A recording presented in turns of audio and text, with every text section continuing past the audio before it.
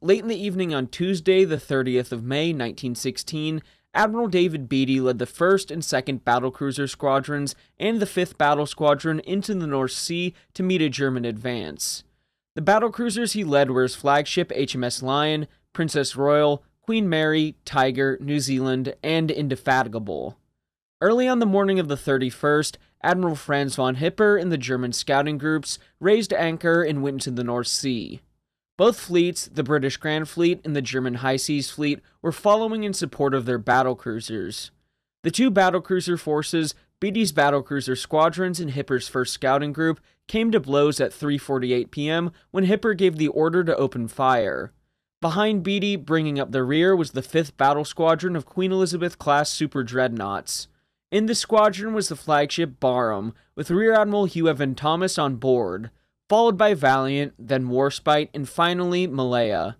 These battleships were some of the most powerful in the Grand Fleet, and were with Beatty for a number of reasons we will get into in a minute.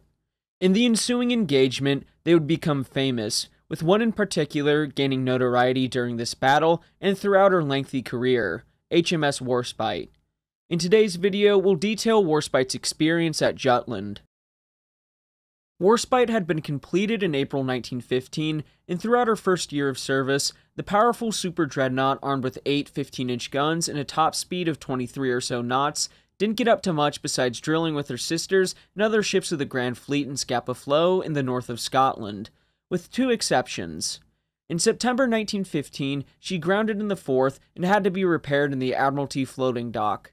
This lasted until November, and in December she collided with HMS Barham, as Robert K. Massey in Castles of Steel, Britain, Germany in the Winning of the Great War at Sea writes, "On December 3, 1915, the super dreadnoughts Barham and Warspite collided in heavy seas. Barham, the flagship, hoisted a signal reducing squadron speed to 8 knots. Warspite misread the signal as 18 knots and began to overtake. Then, just as Barham's stern sank into a deep trough, Warspite's bow, coming up behind, lifted high in the air. When the bow dropped, it came down on Barham with a noise described as a horrible crunching, like a giant robot chewing crowbars. Barham was able to repair her damage at Cromarty, but Warspite had to go south to Devonport. When she was repaired, Warspite rejoined her sisters in the 5th Battle Squadron, and soon enough the 5th Battle Squadron would have a new temporary home in the Firth of Forth with the battlecruisers, due to, let's say, some inefficiencies with the battlecruisers. The battlecruiser squadrons certainly had their issues with gunnery, with Beatty even describing the gunnery of his battlecruisers as terrible. One of the explanations was the fact that the Firth of Forth, where the battlecruisers were stationed, did not have a gunnery range near there, and therefore they were unable to carry out sufficient gunnery practice. Admiral Jellicoe decided to rectify this by bringing each battlecruiser squadron up to Scapa Flow, squadron by squadron, to do heavy caliber firing on the ranges developed near Scapa Flow, where Massey writes, "To plug the gap in Beatty's ranks while some of his battlecruisers were away, Beatty was to get what he wanted. The Queen Elizabeths would join him at Rosyth." Accordingly, in the 3rd week of May, Rear Admiral Horace Hood's 3rd Battlecruiser Squadron, Invincible, Inflexible, and Indomitable, was detached from Beatty for 3 weeks of gunnery practice, while Rear Admiral Hugh Evan-Thomas's 5th Battle Squadron, the 5 Queen Elizabeths, came south to bolster Beatty. Not everyone was pleased with this decision. As Massey continues, Hood was displeased by the order. "This is a great mistake," he said. "If David Beatty gets these ships, the Queen Elizabeths, with him, nothing will stop him from taking on the whole German fleet if he gets the chance." Once the 5 super dreadnoughts arrived, Queen Elizabeth went into Rosyth dry dock, leaving Beatty with 4. With the 3 Invincibles gone north and Australia still in dry dock, Beatty's force now consisted of 6 battlecruisers plus 4 fast battleships. This was the force he led at Jutland. Warspite and her sisters came south on the 22nd of May, and in the intervening time, the 2 commanders, Beatty and Evan-Thomas, did not meet. And I know I've quoted Massey twice already, but this excerpt explains the future problems very well. During this time, the 4 great battleships lay at anchor not far from Lion in the Firth of Forth. Not once did Beatty summon Rear Admiral Evan-Thomas on board his flagship so that the 2 men could sit down and Beatty could explain his tactics. Normally, such a conversation would take place with any new subordinate. Here, it was especially important because Evan Thomas was a battleship man devoted to Jellicoe and the Grand Fleet, where all tactical maneuvers were controlled by explicit signals from the flagship. Evan Thomas had never served under Beatty, and his squadron had never operated at sea with the battlecruisers. If he and they were to now fall in with Beatty's freer follow-me style in battle, he needed to be told what was expected of him. Late in the evening on the 30th of May 1916, Admiral Sir John Jellicoe, Commander-in-Chief of the Grand Fleet, put to sea after having received intelligence that suggested that the High Seas Fleet was putting to sea the following morning. At that same time, Admiral Sir David Beatty and his battlecruisers set sail to meet the High Seas Fleet. During that evening, the men started to get a feeling that there was something afoot, where we turned to Surgeon Gordon Ellis on Warspite. I went ashore in the afternoon for a walk with the fleet paymaster, returning to Hawes's Pier at 7:30. Our boat was one of the last to shove off, and whilst waiting, we noticed a light cruiser, the leader of a flotilla of destroyers anchored off South Queensferry, hoist a long string of flags, which appeared to be a steaming signal. We were not certain about this, however, but on our way off, we noticed unmistakable preparations for going to sea being made by the battlecruisers, and on our arrival on board, found that we also had been ordered to raise steam as quickly as possible for full speed, and we eventually got underway at about 8 o'clock British summer time. This was found in Jutland 1916, Death in Grey Waters by Nigel Steele and Peter Hart.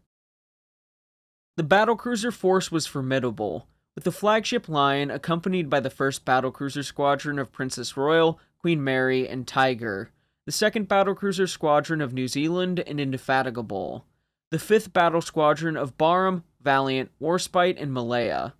This powerful force headed east over the North Sea as British intelligence understood the German scouting groups under Admiral Franz von Hipper and the High Seas Fleet under Admiral Reinhard Scheer were making an advance into the North Sea to engage and destroy a portion of the Grand Fleet, ideally at least. A possible target was Beatty's ships, as Nick Jellicoe writes in his book, Jutland the Unfinished Battle. The Germans could read Beatty's character perhaps better than Beatty realized. They knew he was a fox-hunting man. They knew that he would run into the chase, and that this was their chance to lure a portion of the British naval forces into the waiting guns of Scheer, heading north not far behind with the main battle fleet. Between 2:20 and 2:30, either side's cruiser forces had spotted smoke over the horizon, and within an hour, the two sides came into view. Upon seeing the British ships at 3:30 p.m., Hipper understood that Beatty intended to cut him off from his home base and made a turn of 180 degrees to the south. Intending to close the gap, Beatty increased speed, leaving the 4 Queen Elizabeth-class ships behind. By 3:40, the battlecruisers had formed a single line steaming south, with Lion leading, followed by Princess Royal, Queen Mary, Tiger, New Zealand, and Indefatigable. Warspite and her sisters had been left behind by Beatty, where turning to Nick Jellicoe again, Beatty sensed the opportunity and increased speed to close with his foe. The two battlecruiser fleets, still 14 miles apart, started to close the gap rapidly. Beatty at 25 knots, Hipper at 26. Beatty's orders even called for the 5th Battle Squadron to increase speed to 25 knots to close the gap. This was easier said than done because his best speed was only 24 knots, and if the battlecruisers increased to their full speed, they would have a 4-knot advantage over the battleships. Already, as the British forces headed east with Beatty leading the charge, this was the point at which he should have taken a clear decision about how he wanted to deploy the powerful guns of the 5th Battle Squadron. Nevertheless, the men aboard Warspite prepared for battle, with Commander Humphrey Wallen writing, "There was not much time, and I was thankful we had always done everything so thoroughly. I passed the word around to everybody that we were in for the real thing and went all around the mess decks, wetted decks, put all the tables and stools on the deck, and lit all the action candles, etc., etc. I saw all the doors and everything closed, and went up on deck. They were just finishing washing down the weather decks, and I sent all hands away to their stations, and went up and reported everything was ready. On my way down from the bridge, I went into my sea cabin and put on my Jeeve waistcoat and action things, then went on to B turret." It wasn't until 4:05 that the battlecruisers actually began to engage the German battlecruisers, and by that point HMS Indefatigable had blown up. but the battleship's first targets were the German light cruisers. Though soon enough, the 5th Battle Squadron opened up at extreme ranges, with Barham and Valiant firing on Moltke, while Warspite and Malaya focused on Von der Tann. Soon, their shells began to have a visible effect on the rear of the German line, as Walwyn reports. They straddled us once or twice, but we had not been hit at all so far. They were zigzagging very much, as their deflection was very hard to pick up. I distinctly saw one salvo hit number 5, and she turned away about 6 points to port and went away into a cloud of black and white smoke. We turned our attention to number 4, as number 5 was by this time out of range, and the guns stopped at 23,000 yards. It was a wonderful and rather horrible sight to see the constant orange flicker of flame along the line when they fired. After the flame, there was a white cloud, like steam, which was very deceptive and looked like hits.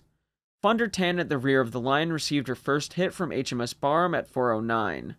As the battle developed, the situation did not develop in Beatty's favor, with his flagship Lion almost being lost due to a cordite explosion in Q turret. Soon enough, at 4:26, as Warspite continued to duel the German battlecruisers, Queen Mary exploded, much like Indefatigable. Those events end with Commodore Goodenough and his light cruisers soon spotting the vanguard of the High Seas Fleet within the next 15 minutes. At 4:40, it prompted Beatty to give the order to alter course in succession 16 points to starboard, which within 2 minutes of that order, he ordered the battlecruisers to take a more northerly course, and thus the run to the south came to a close, and now the run to the north began. Still, the 5th Battle Squadron continued south as Steele and Hartright. It has been persuasively argued that the general signal to turn did not at this stage apply to Evan Thomas, as Beatty intended to concentrate his forces for the run to the north by waiting until the super dreadnoughts grew level with the battlecruisers before ordering them to turn and fall behind the battlecruisers. If this was not the case, then once again, Beatty's signal team had an extremely optimistic view of the distance at which the signal flags could be read, for around 8 miles separated the two flagships. In addition, the signal was not repeated by searchlight, which might raise an eyebrow given the failure to communicate with Evan Thomas only 5 miles behind earlier in the day. Unfortunately, the smooth operation of whatever Beatty had in his mind all depended on the correct timing of the orders by Beatty and their immediate execution by Evan Thomas, where almost everyone is in agreement that something went seriously wrong in the timing of the turn of the 5th Battle Squadron to a northerly course, as no two accounts of this phase of the battle seem to agree on anything else. The turn has become another huge bone of contention between those who blame Beatty for unnecessarily imperiling his super dreadnoughts and others who censure Evan Thomas for once again standing on signaling protocol and failing to carry out an obvious order. For the few aboard the super dreadnoughts who saw this happening, it was greatly confusing. One such sailor was Commander Walwyn, who says, "I suddenly saw our battlecruisers coming close by about 4 cables in the opposite direction, and I realized they had turned back. I saw Queen Mary and Indefatigable were adrift, but never for a moment realized they had gone. Before this, we had passed through a mass of black water, and with an M-class picking up people. I heard afterwards this was the Queen Mary. X-turret of line was trained towards us, guns at full elevation, several hits showing on our port side, great black splashes." Again turning to Steele and Hart, at 4:48, as they came up to the point where they could pass the battlecruisers, Beatty hoisted a flag order that was unambiguously directed at Evan Thomas. Alter course in succession 16 points to starboard. The specification of the manner of the turn in succession as opposed to a turn together would not have been overly important if there had not been a serious breakdown in signals procedure.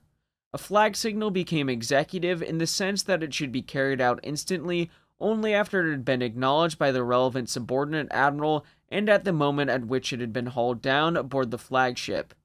Beatty's signal officer aboard the Lion was Lieutenant Ralph Seymour, who was under severe pressure at this point to keep up with the signals being received and sent, as the repercussions of the sighting of the High Seas Fleet made themselves felt. It was under this pressure that the system failed. The signal was not made executive at the ideal moment that would allow the 5th Battle Squadron to swing around into a line to close behind the battlecruisers. Evan Thomas, for a second time that day, chose to rely on correct naval signal procedure rather than use his common sense to turn before the formal executive order was issued. Instead, for another 4 or 5 minutes, the 5th Battle Squadron carried on racing to the south.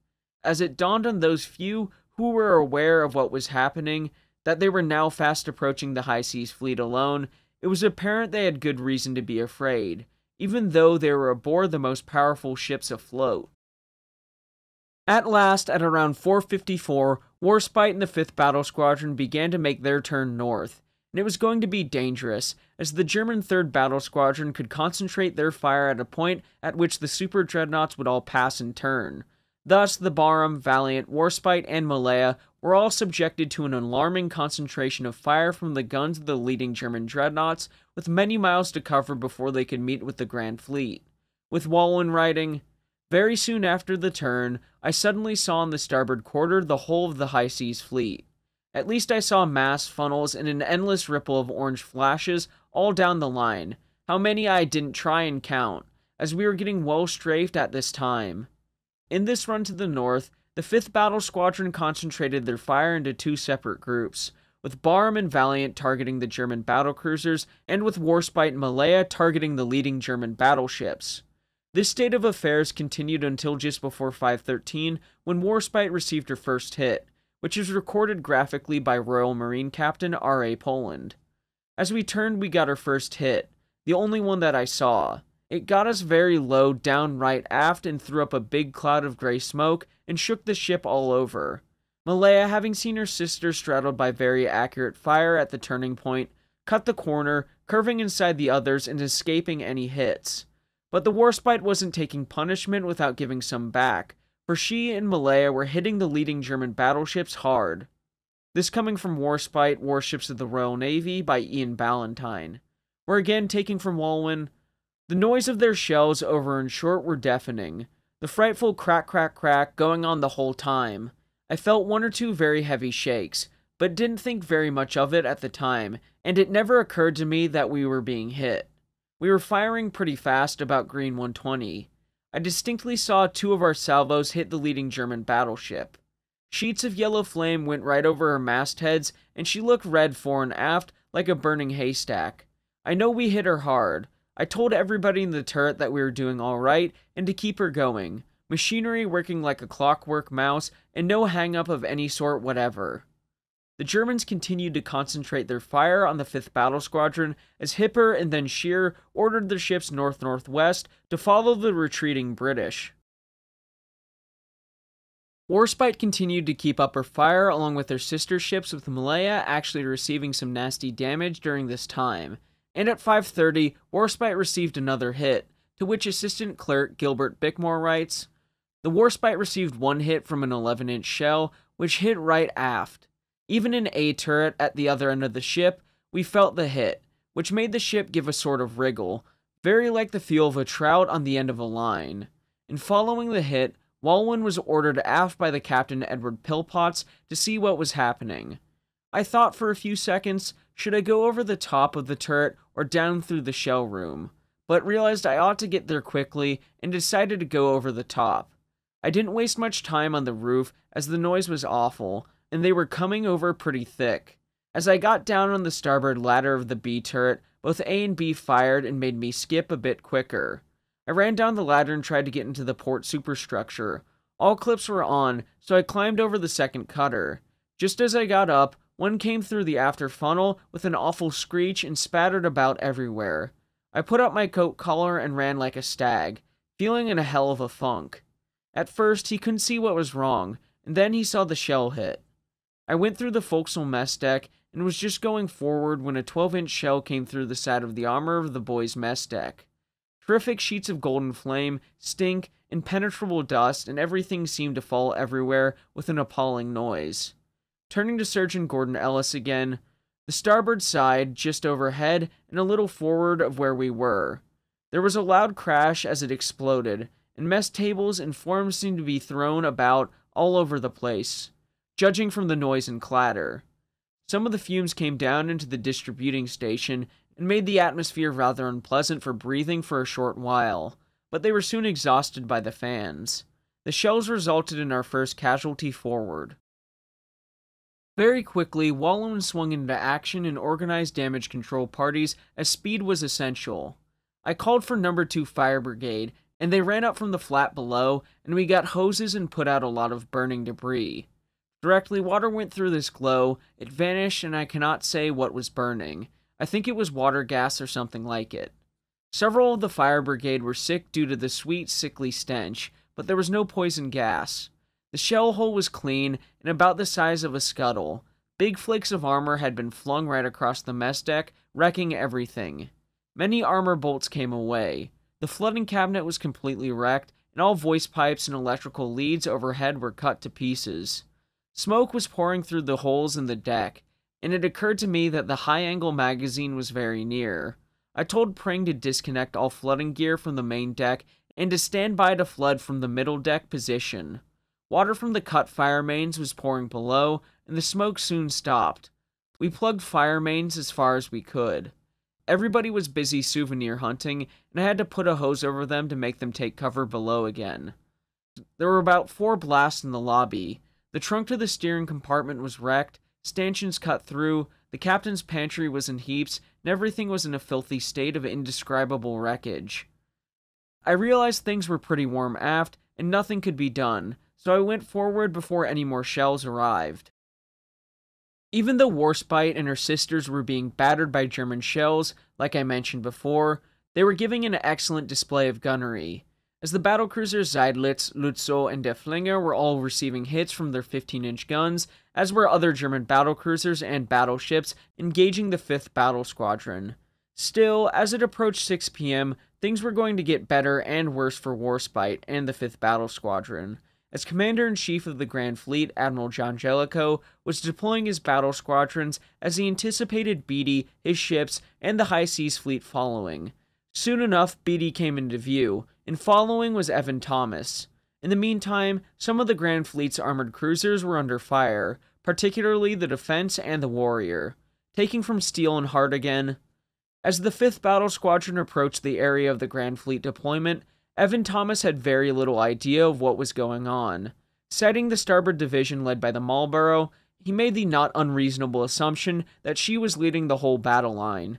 In other words, that the fleet had already deployed to starboard. His first move was therefore to attempt to take his rightful pre-designated station at the head of the line in front of the Marlborough. This led the 5th Battle Squadron eastwards, back into the cauldron of fire from the leading ships of the High Seas Fleet. Then, having gained a clearer view of the Grand Fleet deployment, Evan Thomas realized his error and turned sharply back to the northeast in order to tag along to the end of the battle line as the deployment was completed. Suddenly, as the second maneuver was taking place, without warning, the Warspite seemed to veer out of line and head directly for the Germans. She began executing a huge circle that took her dangerously near the German line. Still, to the intense relief of the beleaguered crew of the Warrior, she acted as a magnet, naturally attracting German shell fire from a disabled old cruiser to a much more lustrous target of a super dreadnought offered on a plate at close range. The Kaiserin, Friedrich der Große, König, Helgoland, Ostfriesland, Thüringen, Nassau, and Oldenburg all blasted away at the Warspite at various times with both main and secondary armaments at varying ranges from 9,500 to 15,500 yards. At first, no one knew what was exactly wrong with Warspite, but someone bored began to guess that it was a steering issue that had caused the strange circling rather than any sort of mental confusion on the part of the captain of the Warspite. Baldwin writes, "The steering gear episode was rather extraordinary. The hit by the port wing engine room had buckled the after bulkhead of the center engine room on which the steering engine is secured. This gave it a hot bearing, and it was laboring heavily. When turning to port to deploy astern of the Grand Fleet, we were very close to and inside the Valiant. The captain did not think we could turn safely and gave the order port 20 to swing under the Valiant's stern. The quartermaster got a bit rattled and forced the wheel too quickly, which overrode the telemotor gear due to the engine lagging with a hot bearing.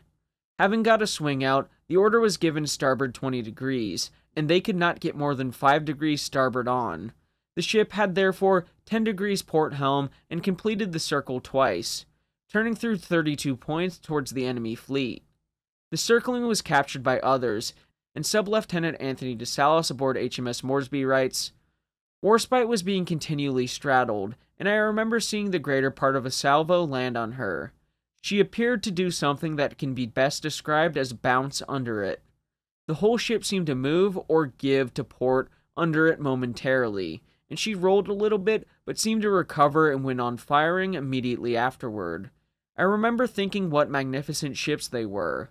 The impression made on me of the essential value of heavy armor for any ship in the battle line has remained a conviction with me to this day. The survival of the men on board Warspite relied on their ship's strength and resilience as she circled, and thankfully she was no battlecruiser with a 6-inch armor belt, but 13 inches over her turrets, magazine, and main belt, intended to keep shells out. Where Bickmore writes, for about 20 minutes we received the fire of about 20 German ships, using guns of all calibers at what was virtually point-blank range. Only the fact that the ship was continuing to circle like a kitten chasing its tail saved us from being sunk. The noise of shells hitting or bursting close alongside sounded like a rapid, independent fire from a battery of 6-inch guns. The ship was heavily hit. For those in charge, especially Evan Thomas and Barham, there was nothing they could do to assist Warspite besides continuing to fire on the German line. The men in Warspite were in a world of their own. If Wallen thought his damage control skills were put to the test in the run to the north, now things were getting serious. As one of the most threatening hits came when a shell penetrated the starboard 6-inch gun battery casemate and caused a severe cordite fire. Fortunately, the fire was restricted just to one gun and did not spread to the whole battery, unlike with Malaya. Midshipmen quickly rigged up fire hoses to damp down the seat of the fire before they moved to rescue survivors.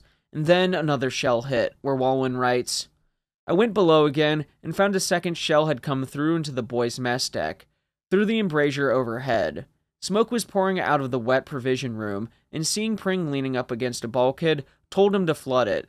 He seemed dazed and silly, and I bit him for not getting on quicker. I didn't know at the time that he was very badly hit. Anyway, he did the job before he was too far gone. I looked through the hole in the armor on the boys' mess deck. It looked red, lurid, and beastly. Heavy firing all around and splashes everywhere. I thought we were steaming slow. The hits caused casualties, and Surgeon Gordon Ellis had to tend to them. Our casualties were comparatively slight. The worst cases we had sent down to us forward were burns due to a cordite fire breaking out in the starboard battery. 11 cases, including Father Paulin, the Roman Catholic chaplain, were brought down suffering from very severe and extensive burns on the face, body, and limbs. They were so badly burnt that one could do very little to relieve them of the pain and shock. Injections of morphia seeming to have very little, if any, effect on them. As regards dressings, the specially prepared picric acid and lint was first applied. Still, they could not be kept on owing to the pain causing the patients to tear their bandages off, and they have accordingly dressed afterwards with either boracic, ointment, or oil. This proved to be more successful, but the restlessness of the patients all the time they were on board made it a very difficult matter to keep them protected by dressings. One couldn't keep them still even with hypodermic injections of morphia. Sepsis can't be helped because the burns are bound to get septic in any case, and one chief's treatment is directed towards alleviating the pain and severity of the shock to the patient as much as possible. Father Paulin sustained his burns, face, hands, and legs by helping to rescue the men of the gun's crew who were on fire from the cordite. He is 56 years old, but stood the shock well, and at no time, while he remained a patient on board, uttered any complaint that he was suffering. The continuing hits caused serious carnage in the battleship, especially as the men struggled to get the Warspite back under control. Still, eventually, Captain Philpotts managed to regain control of the ship after about 10 minutes. As they emerged from this near disaster, they found that Warspite could only safely make 16 knots, although eventually she could steam faster, and were considerably separated from the rest of the Grand Fleet, which then had completed their deployment and moved on, where Philpotts was ordered back to Rosyth for repairs, as the loss of this super dreadnought would be unacceptable. As J.J. Hazelwood aboard the Warspite puts it, when the ship got out of the range of the enemy guns, the order was passed to us by telephone that the turret crews could stand easy but remain in the vicinity of the turrets, which meant that you could get out of the top and walk around the turret top. When I got out, I was amazed at what I saw. Part of the bridge was alight. A store of lifebelts under the bridge was in flames. I could see there was a fire raging in the 6-inch battery where the cordite was alight. The upper deck was riddled with shells. The funnels were holed, every boat in the ship had a hole in it, and the ship looked bad.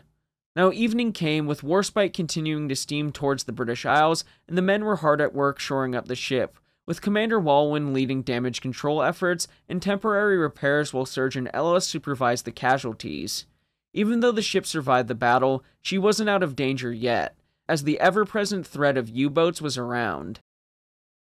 Extra lookouts were posted around the ship, and the 6-inch batteries were closed up and kept ready for immediate use.